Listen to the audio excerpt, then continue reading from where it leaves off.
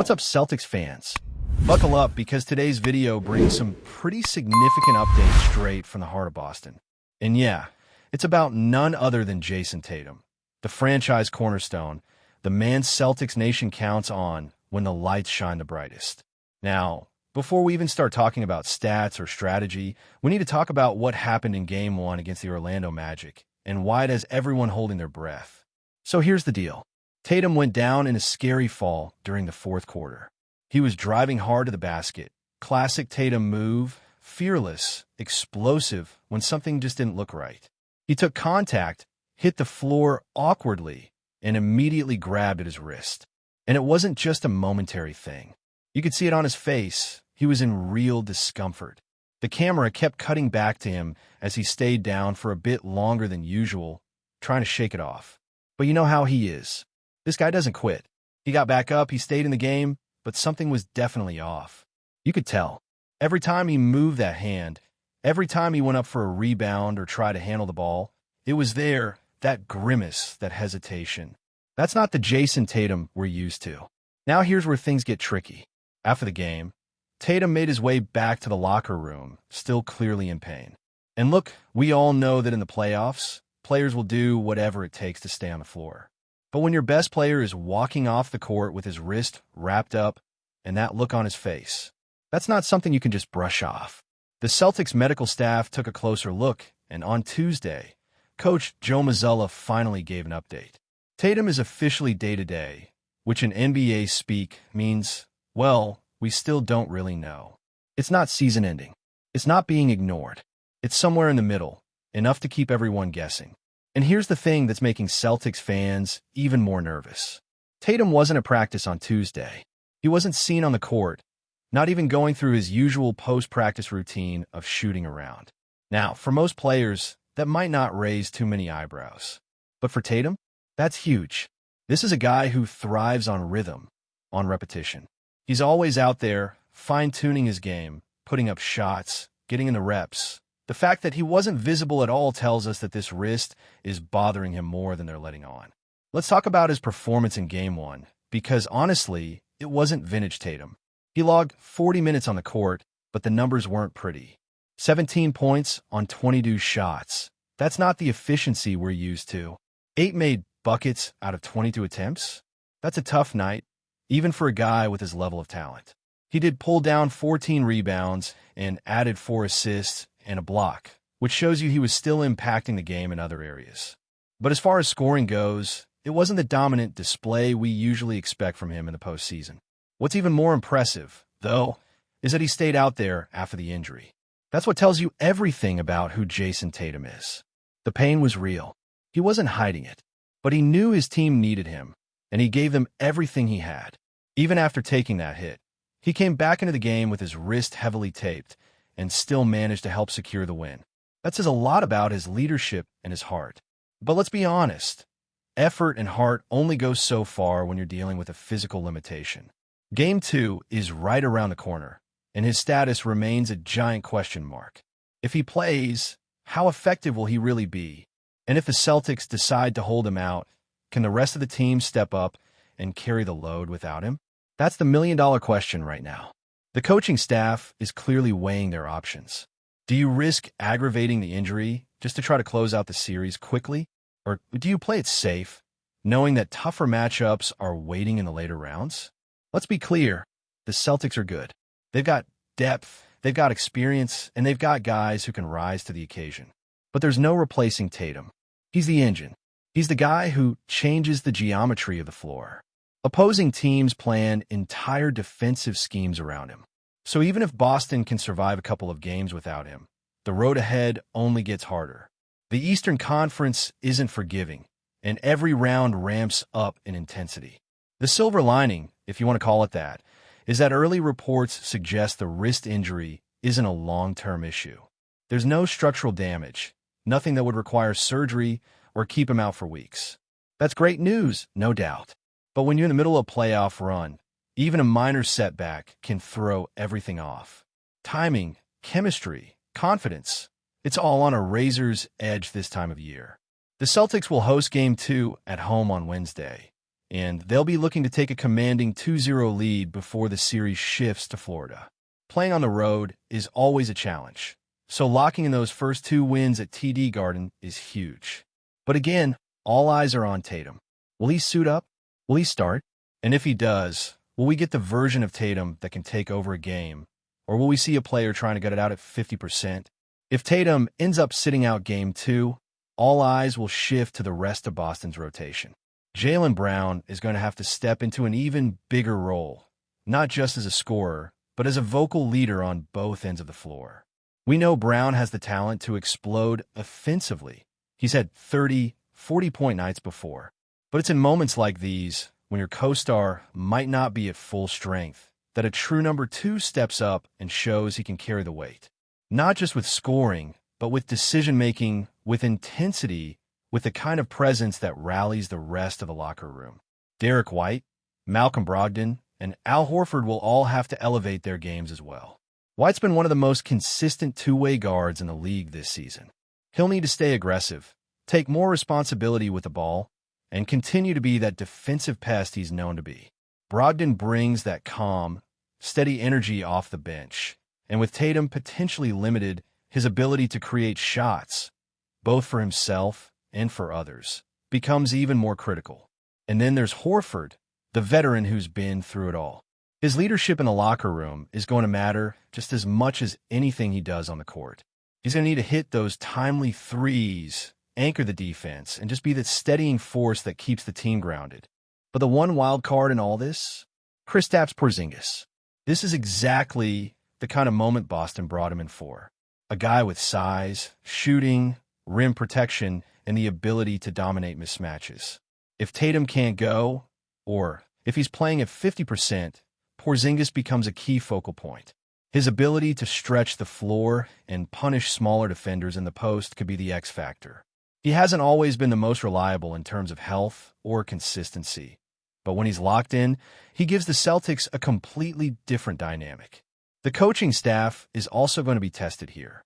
Joe Mazzulla has had his fair share of critics, but this is the kind of challenge that defines a coach's playoff run. Do you tweak your rotations to keep the offense flowing without Tatum? Do you go smaller and push the pace? Or do you lean into your size advantage and try to bully Orlando in the half court? Every decision matters.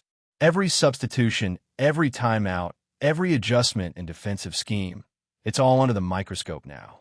And let's not forget, the Orlando Magic might smell blood. They're a young, hungry team that plays with energy and confidence. They weren't supposed to be here, and yet they are. That makes them dangerous. They've got nothing to lose and everything to gain. Paolo Banchero is already showing signs of being a future star. Franz Wagner, Jalen Suggs, these guys aren't backing down. They're athletic, they're scrappy, and they believe they can win. If the Celtics show even a hint of vulnerability, Orlando's going to pounce. So this is where Boston needs to send a message. With or without Tatum, they need to come out in Game 2 with intensity, with urgency, with purpose. You don't let a young team like this start believing they belong. You shut that door early. You take control.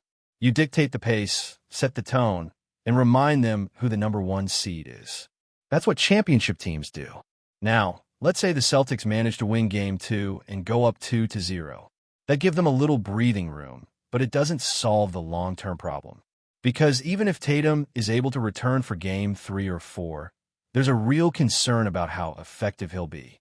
A wrist injury affects everything: shooting, dribbling, passing, even how you absorb contact when attacking the rim. If he's hesitant, if he's thinking about the pain instead of just playing freely, that's a problem. It changes his rhythm. It changes his impact. And remember, the deeper you go into the playoffs, the tougher it gets. Teams get smarter. Defenses get tighter. Matchups get more physical. You're not going to get away with being at 70% against teams like Milwaukee or New York, let alone in a potential finals matchup against Denver or whoever comes out of the West. That's why the timing of this injury is so frustrating.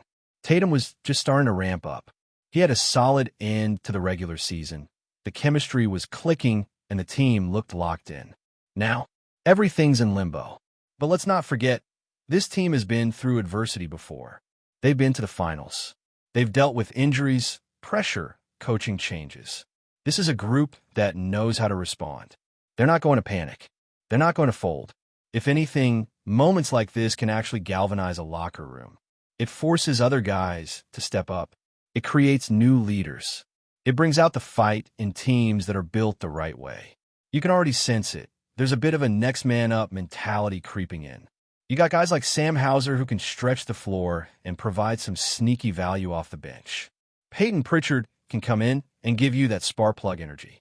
Luke Cornett brings size and shot blocking if they need to steal a few minutes in the paint. The rotation might tighten, but the depth is still there. What the Celtics need to focus on now is staying composed and playing their brand of basketball. Ball movement, defense, smart shot selection. That's their DNA. They don't need to rely on hero ball. They don't need one guy to do it all. Even without Tatum at full strength, this is a team that can win games by committee. But the mental aspect is going to be just as important as the physical. They have to believe they can do it. They have to trust each other. And they have to stay locked in possession by possession. The energy at TD Garden is going to be electric. The fans know what's at stake. They'll be behind the team, loud for the opening tip. That kind of atmosphere can lift a team, especially when one of your stars is banged up. But it also adds pressure. Expectations are sky high in Boston. Everyone's dreaming of banner number 18. So yeah, there's a lot riding on every single game.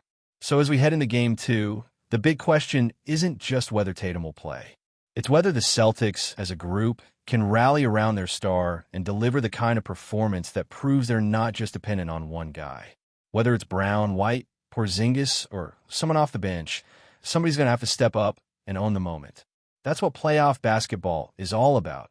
Seizing the moment, rising to the occasion, and proving that when adversity hits, you don't crumble. You respond. But before we continue, please remember to subscribe to the channel and give the video a like. Your support helps us keep bringing you the latest news about the Boston Celtics. Feel free to share your thoughts on the news in the comments as well. In a stunning move that has sent shockwaves through the NBA, the Boston Celtics have officially announced the acquisition of Oklahoma City Thunder star Shai Gilgeous-Alexander. The deal, which was widely speculated in recent weeks, marks one of the most significant trades of the season and reshapes the Celtics roster in a way that promises to elevate the team's championship aspirations. Gilgeous-Alexander, who has rapidly become one of the league's most electrifying and versatile players, brings a combination of scoring, playmaking, and defensive prowess that is hard to match. Over the past few seasons, he has cemented his status as a rising star, showcasing his ability to lead the Thunder both offensively and defensively. His smooth shooting stroke, crafty finishes at the rim, and elite basketball IQ have made him one of the most coveted young talents in the league. For the Celtics, this acquisition is a bold statement of intent. With the team already possessing one of the most talented rosters in the NBA, adding Gilgeous-Alexander gives them a dynamic guard capable of complementing the playmaking abilities of Jason Tatum and Jaylen Brown. The addition of Shai will allow the Celtics to have more flexibility on both ends of the court, especially with the growing trend of positional versatility in today's NBA. This trade has major implications for the Celtics' future. Not only does it enhance their immediate chances at securing another NBA title, but it also positions them for sustained success over the next few seasons. Gilgeous-Alexander is still in the prime of his career, and with his potential paired alongside the Celtics' young core, the team has the ingredients to compete at the highest level for years to come. While the details of the trade package have yet to be fully revealed, it's clear that the Celtics are all in on making a deep run this season and beyond. With their sights set on challenging teams like the Milwaukee Bucks and the defending champions, the addition of Gilgeous-Alexander solidifies Boston as one of the most dangerous teams in the league. As the dust settles and the excitement builds, NBA fans can't help but wonder how this new-look Celtics squad will gel. Will the combination of Gilgeous-Alexander, Tatum, and Brown lead Boston to a championship? Only time will tell, but one thing is for sure. The Celtics have made a statement that they are ready to take on any challenge the NBA has to offer.